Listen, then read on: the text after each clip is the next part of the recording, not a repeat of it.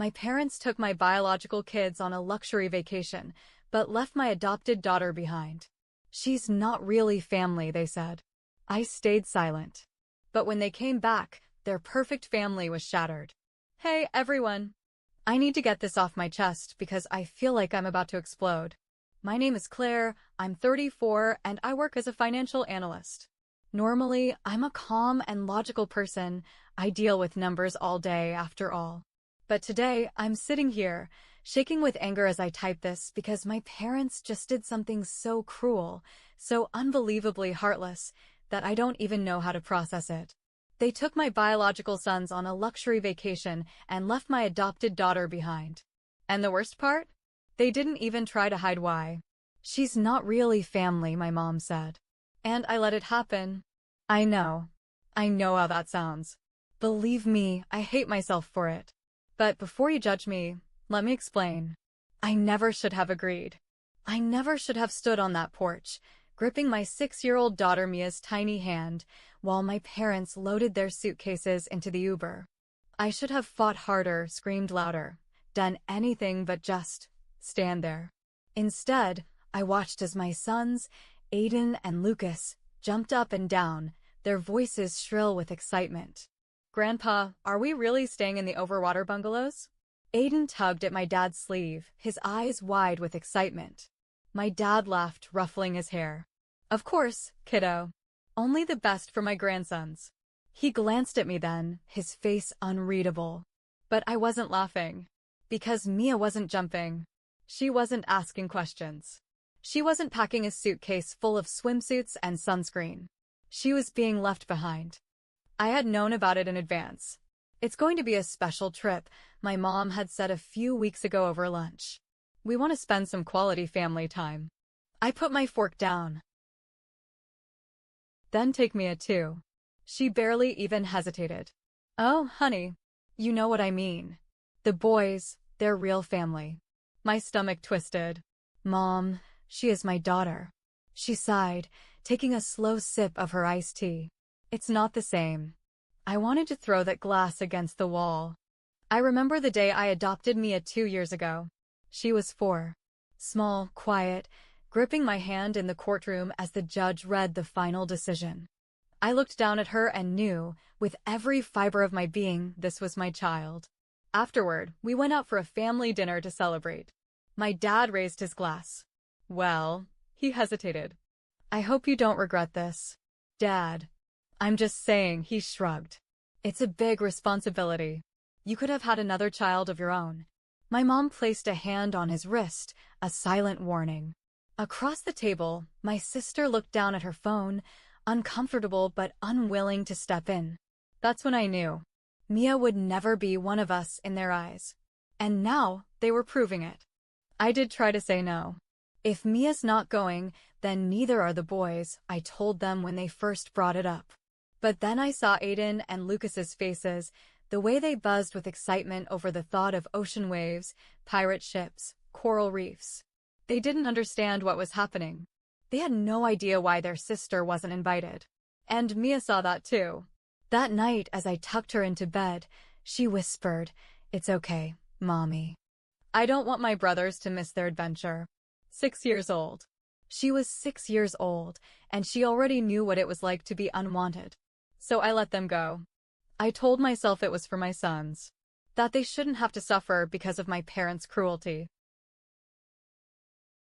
But as I stood on the driveway, holding Mia's small hand while my boys jumped into the Uber, I felt like the worst mother in the world. Mommy, why didn't they take me? Her voice was barely above a whisper. I wanted to tell her the truth. That some people are just cruel. That to them, blood matters more than love. That they don't understand what real family means. But instead, I just pulled her into my arms and said, "They'll regret this, baby." I didn't yell. I didn't try to stop them. I just stayed silent. But when they come back, their perfect little family won't be so perfect anymore. The house felt too quiet. Normally, Aiden and Lucas would be running around, filling the space with noise, arguing over which movie to watch, or begging me for snacks they didn't need. But now, it was just Mia and me. She sat on the couch, her tiny hands wrapped around a stuffed bunny, staring at the floor. I sat beside her, unsure what to say. Finally, I reached for the remote. "Wanna watch something, baby?" She shrugged. "Maybe later." God, it hurt. I swallowed the lump in my throat and pulled out my phone. The family group chat was already blowing up with messages. "Mom, first day in paradise. The boys are having a blast. Look at them." A photo popped up of Aiden and Lucas grinning on a beach, golden sand stretching behind them, turquoise waves rolling in. "Dad, you should have come, Claire. The view is breathtaking." Then another message. "Mom, Mia's okay, right? She understands, doesn't she?" I clenched my jaw so hard it hurt. "Understands? That you left her behind like an afterthought? That she had to watch her brothers drive away while she stood there, pretending not to care? Yeah, she understands just fine." I locked my phone before I said something I'd regret. But regret was already clawing at my chest. I let this happen. I let them take my boys, let them frame this as a special trip while Mia got nothing. Mia. I looked at her again, sitting so still, so unlike her usual self. I needed to fix this. That night, I made pancakes for dinner, Mia's favorite. Usually, she'd giggle as she watched me flip them, clapping when I tossed one too high. But tonight, she barely picked at her plate. Halfway through, she finally spoke. "Do you think they're having fun?" I swallowed. "Yeah, baby, I think so." She nodded, quiet for a moment. Then, "Do you think they miss me?" I set my fork down. My throat burned. "Of course they do. They love you so much." She looked up at me then, her big brown eyes soft. "But not Grandma and Grandpa." I opened my mouth, but what could I say? That she was wrong? That they loved her too? She wasn't stupid. Instead, I stood up, walked around the table, and knelt beside her chair. "Mia, listen to me. None of this is your fault, okay? You are perfect. You are loved. And if they can't see that, then that's on them. Not you." She studied me carefully, as if trying to decide whether to believe me. Finally, she gave a tiny nod. Okay, but I knew she didn't believe me. Not yet. The next morning, I woke up to a flood of new texts. "Mom, jet skiing today. Aiden is fearless. Dad, Lucas said this is the best trip of his life. Wish you were here, Claire. Mom, Mia's okay, right?" The audacity. I turned off my phone, but the rage sat heavy in my chest. They really thought this was fine. That I'd just sit here, accept it, smile when they got back, and let them play happy family again. They had no idea. I took a deep breath and turned to Mia, who was still curled up in bed. "Hey, baby, how about we go on our own adventure today?" She blinked up at me. "What kind of adventure?" I grinned. "Aquapark, shopping, ice cream, and anything else you want." For the first time in days, her face lit up. "Really? Really?" And just like that, the sadness in her eyes faded, replaced by something else. Hope. We spent the whole day at Mia's favorite water park. She shrieked with laughter as we slid down the biggest slides together, her tiny hands gripping mine. We raced in the lazy river, splashed around, and for the first time since my parents left, she was just a happy little girl again. Afterwards, we hit the mall. I let her pick out new outfits, a sparkly pair of sandals, and even a ridiculous pink hat that she insisted was necessary. She twirled in front of the mirror, giggling. Mia says it's a princess day." I snapped a picture of her striking a dramatic pose in her new dress and sent it to the family group chat. Silence. A few minutes later, a response. "Mom, wow, you're really spoiling her." I smirked. Oh, they weren't expecting this. Of course. She deserves it. Another photo, this time of her holding a triple scoop ice cream cone, her face absolutely covered in chocolate. She's having the time of her life. More silence. And then, "Dad, looks like fun. Just don't go overboard." Overboard? You took 2 of my kids on a 5-star vacation and left the 3rd one behind, but I'm the one going overboard? I locked my phone and smiled down at Mia, who was happily licking her ice cream. They had no idea. I was just getting started. For years, I told myself we were a team. I worked full-time, paid the mortgage, covered the bills, and made sure there was always food in the fridge. In return, my parents watched the kids while I worked. It wasn't a perfect system, but it functioned. At least, that's what I made myself believe. But after this? After they left Mia behind without a second thought, after they sent me pictures of their perfect family vacation, expecting me to just smile and nod, I finally saw the truth. We weren't a team. I was their free meal ticket. And they? They were leeches. That night I lay in bed, staring at the ceiling, while Mia slept beside me, curled up with her stuffed bunny. I couldn't stop thinking about everything I had ignored for years. The way my mom always had an excuse when it came to watching Mia but never missed Aiden's soccer games. The way my dad always forgot to pick up groceries when it was his turn, knowing I'd just do it. The way they casually let me cover every bill in the house, acting as if it was just my responsibility to keep everything running. I let them get too comfortable. I let them think they were entitled to my money, my time, my effort. Not anymore. The next morning, I woke up to another text. Mom, oh, and Claire, when we get back, we should talk about Mia's school situation. Maybe she'd do better in a place with kids more like her. I gripped my phone so tightly my knuckles turned white. More like her. She meant not Aiden and Lucas. Not family. That was it. That was the moment something inside me snapped. I had let this go on long enough. I spent the next few days putting everything in motion. First, I found a new place. I had been considering moving for a while, but now, I wasn't considering, I was doing. A smaller place, perfect for me and the kids. No more carrying my parents like deadweight. Then, my bank. I checked my savings. I had more than enough to live comfortably without funding two fully grown adults who refused to take care of themselves. And finally, I made my decision. When they got back, they'd walk into the house expecting everything to be the same. But this time, they'd be on their own. No more paid mortgage. No more free groceries. No more, just cover the utilities for us, sweetie. If they wanted their nice, easy life, they'd have to pay for it themselves. The night before their return, my phone rang. Mom. Then again. Then again. Finally, a text. Mom, Claire, call me. This is important.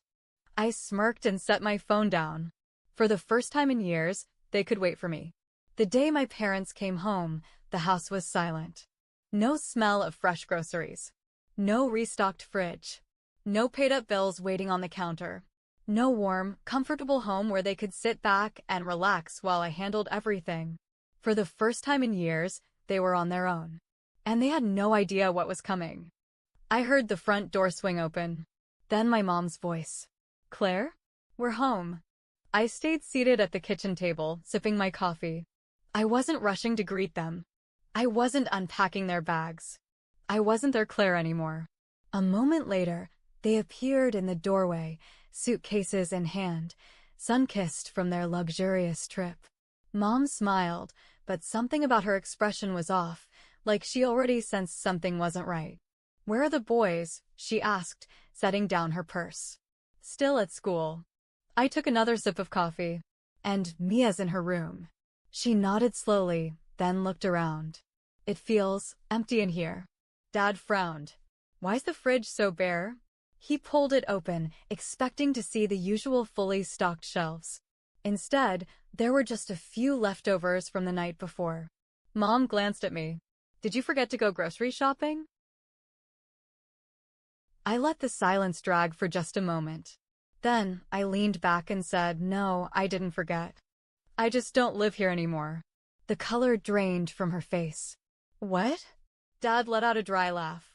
What do you mean you don't live here? This is your house. I smiled, enjoying this. No, Dad. This is your house. And from now on, you get to take care of it. Silence.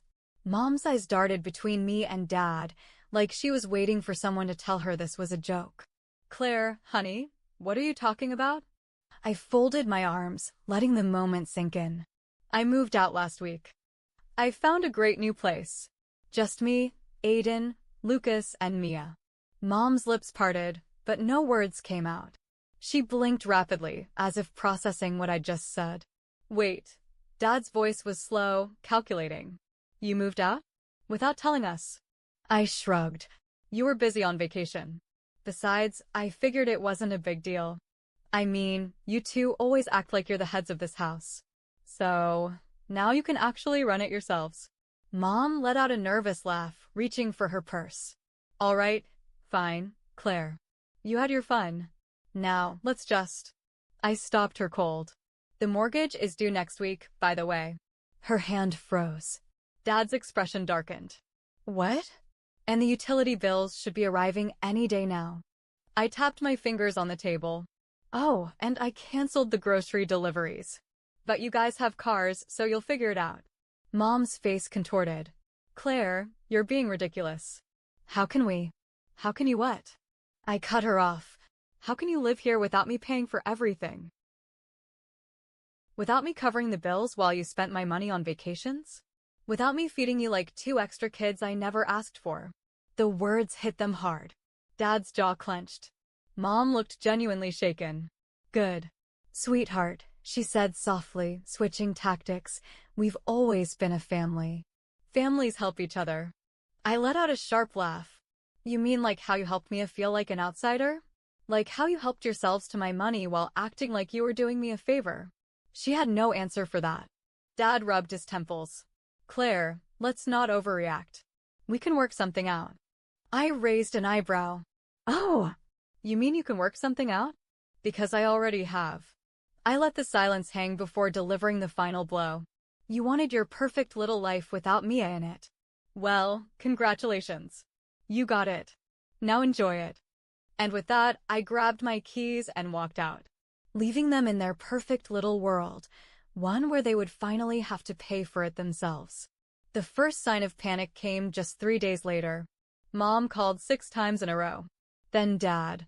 Then a string of texts, each one getting progressively more desperate. Mom, Claire, we need to talk. Call me back.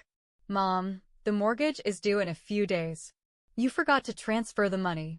Dad, why is the electricity bill so high? Are you still paying for this or not? Mom, Claire, answer me. I leaned back in my chair, sipping my coffee as I read the messages. No, I hadn't forgotten to transfer the money. I had just stopped. For the first time in years, they were seeing the numbers on the bills without my money covering it up. They were feeling the weight of responsibility without my paycheck to cushion them. And they were struggling. Good. By the end of the week, the situation escalated. Mom finally got me on the phone. Her voice was sugar-coated at first, trying to sound composed. Sweetheart, I think there's been a little misunderstanding. I let her talk. Your father and I assumed you'd still be contributing to the house. She let out a light laugh as if this was all some silly miscommunication. We're a family, Claire. We help each other. There it was. The manipulation. The guilt trip. The expectation that I'd just fold and take care of them like always. I smiled to myself.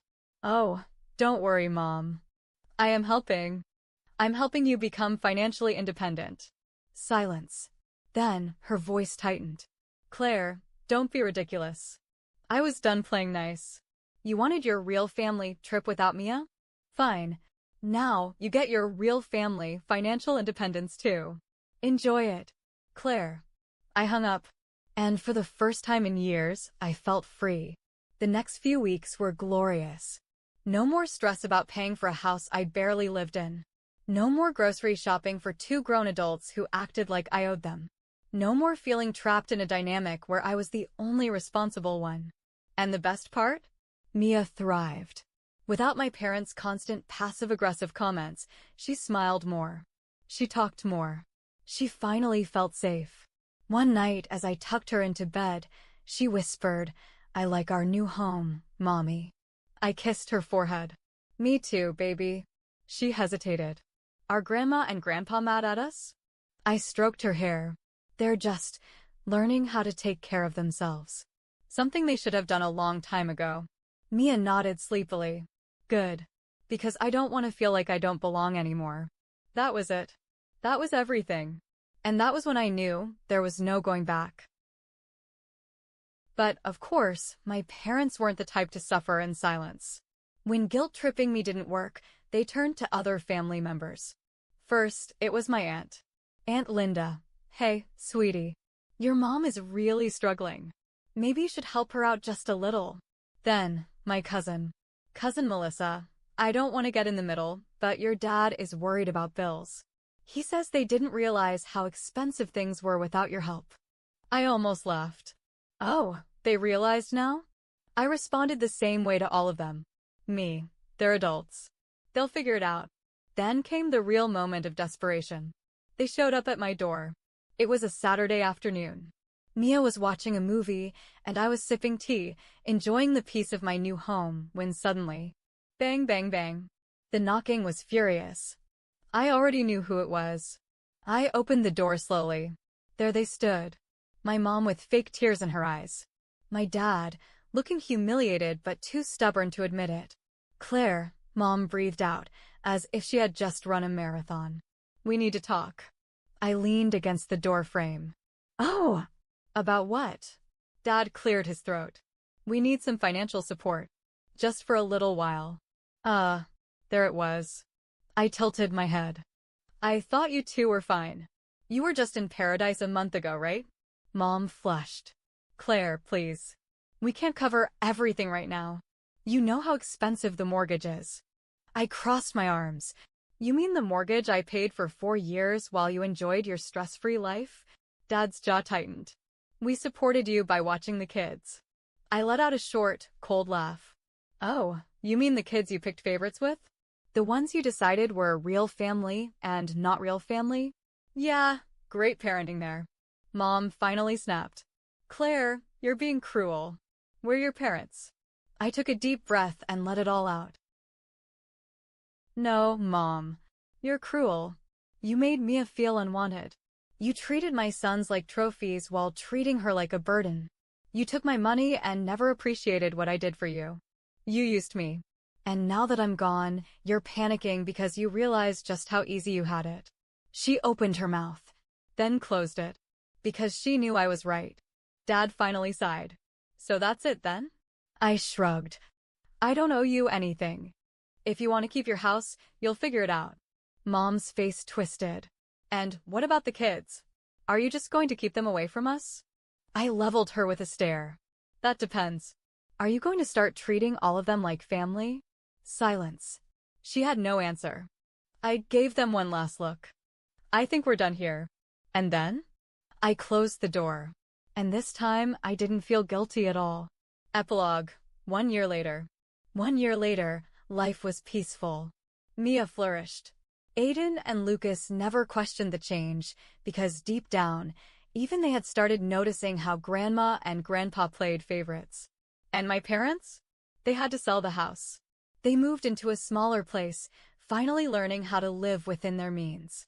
They still sent messages occasionally, testing the waters, but I kept my distance. Because I had finally learned something too. Family isn't about blood. It's about love. And love? That was something my parents had never really understood.